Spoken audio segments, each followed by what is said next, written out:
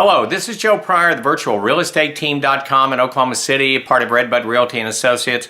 It's middle of December, end of 2012, but I want to still talk to you about doing a short sale. Now, a lot of people think that the crisis is over and housing is recovered. That is not the case.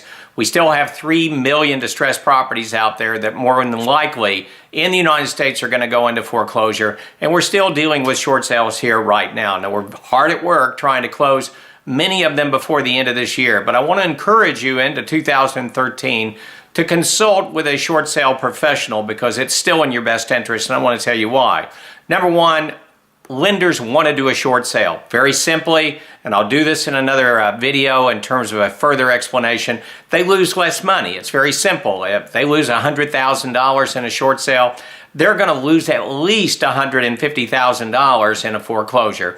Very simply, it could be just the time value of money, of waiting 2 more years in order to get the money that cannot be put back out there into other loans. And so it's a bad thing for them, and so they are trying their best to do short sales. So that's one of the reasons I really want you to do it. Now, there's another reason, which is if you're a financially distressed homeowner, more than likely you have not just a mortgage that's going bad, but you're also having some other debts where you're getting some pretty constant phone calls. Now, I can go back about 20, 25 years and tell you that I've been in that position. A lot of people had, and you know, it gets to a point where you just want to shut down because you're getting these calls every day, and you kind of want to bury your head in the sand and pretend that it doesn't exist. Well, that's not the attitude I believe that you ought to take. And one good news about that I can tell you about short sales is that they want a realtor, and especially a realtor that knows what they're doing, to handle the short sale. Now, what that means is once you give someone like me permission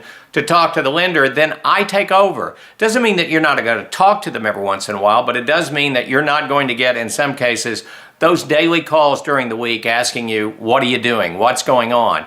And so we can relieve you a lot of that stress. And believe me, I know it is very, very stressful, and I know you want to shut down. So the good news about doing a short sale with a qualified realtor is you have an advocate in your corner that's talking on a regular basis, both electronically and verbally, with your lender, taking over for you so that you don't have that affecting you and affecting your family.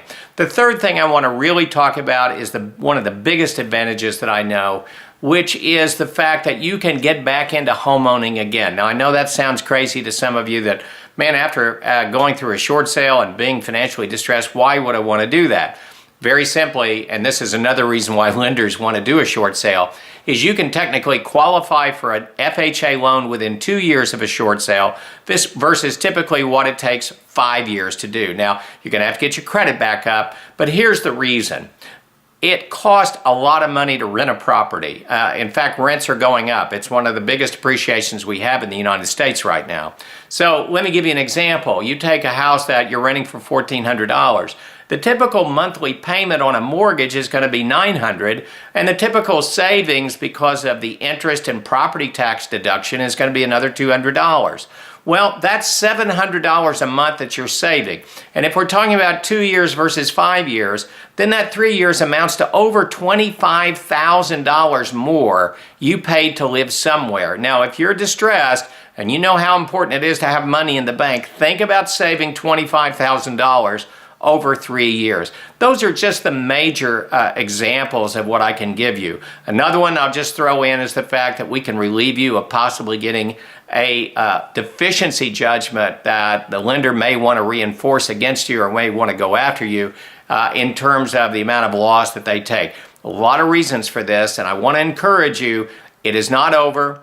It is something that you still need to do. It stops the bleeding on your credit. It gives you a lot of other advantages. Contact a professional that can take care of you, that empathizes with what you're going through, and has the ability of taking care of you with the lender. This is Joe Pryor of the virtualrealestateteam.com in Oklahoma City, where we deliver traditional real estate values at the speed of technology.